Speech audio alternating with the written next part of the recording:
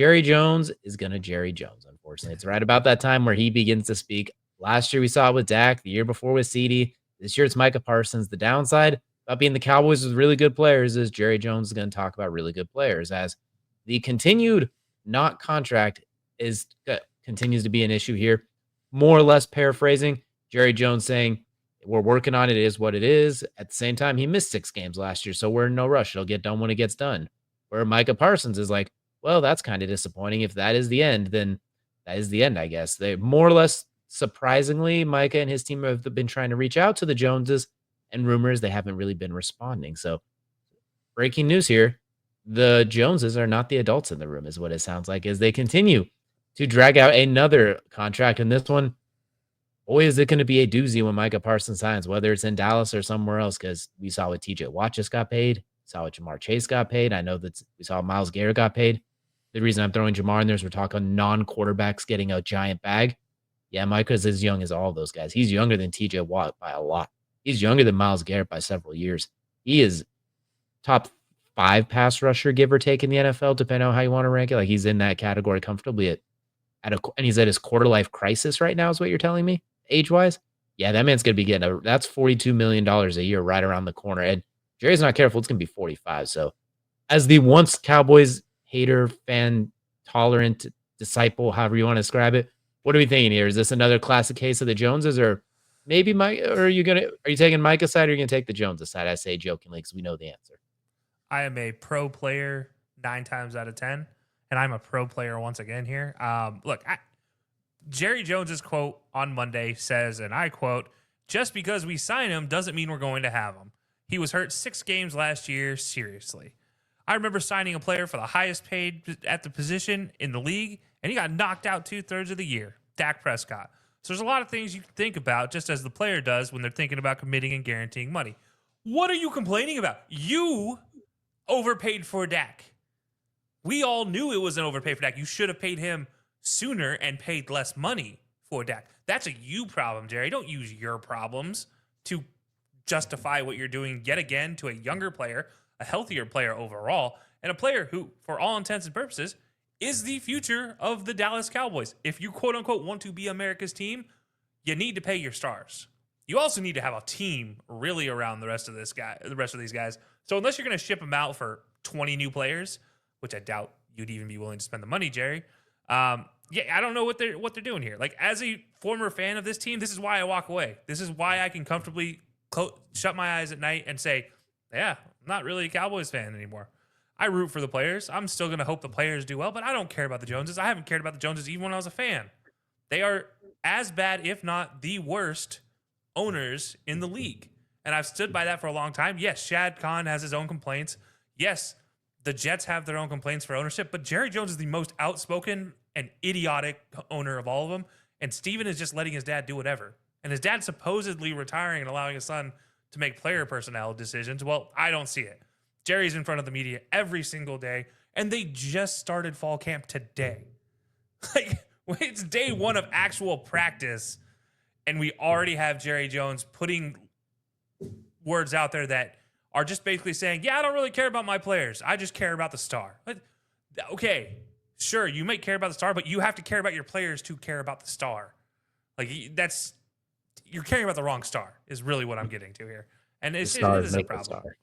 Yeah, this is just garbage, man. Like, Jerry is just retire, man.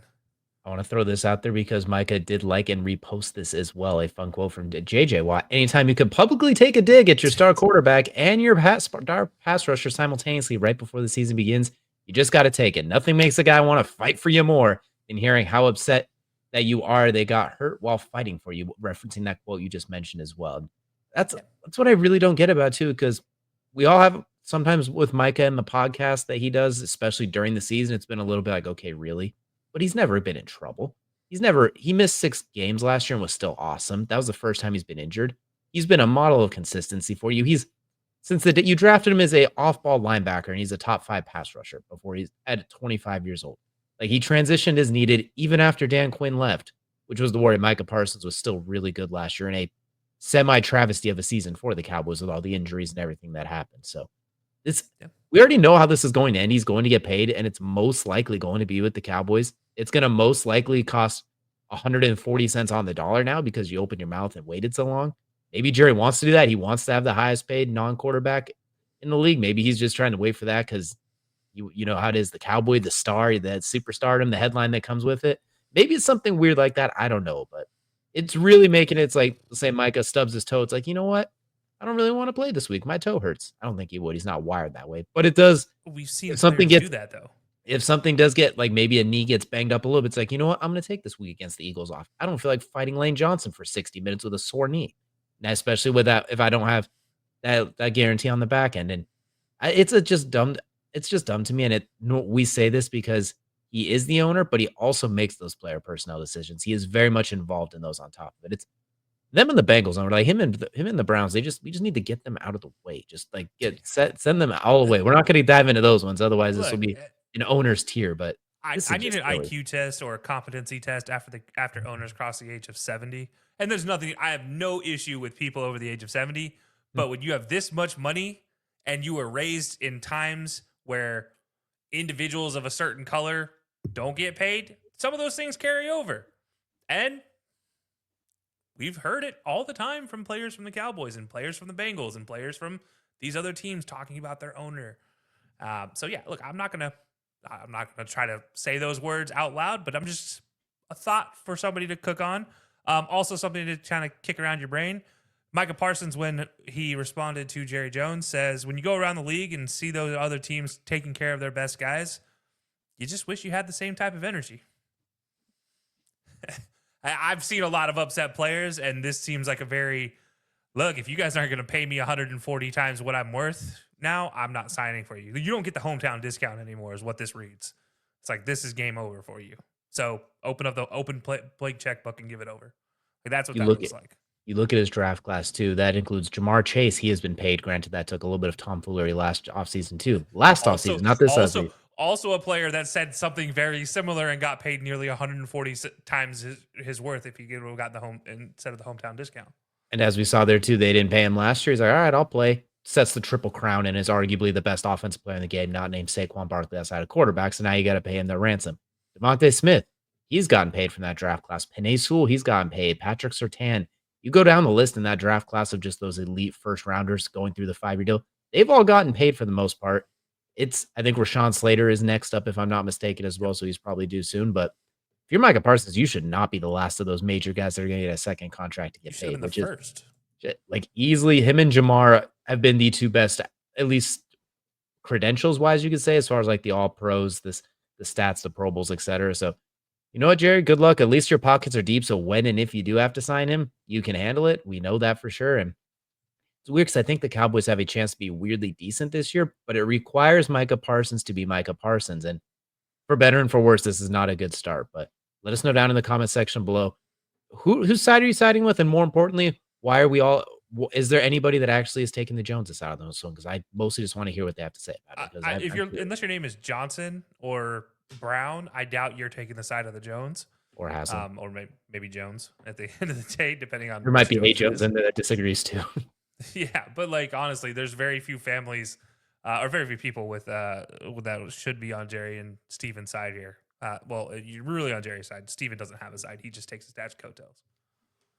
It'd be weird if they were. This might be why we don't get allowed into the Star to do any sort of content production. Is maybe because I trash them too hard. I'm sorry, I'm not.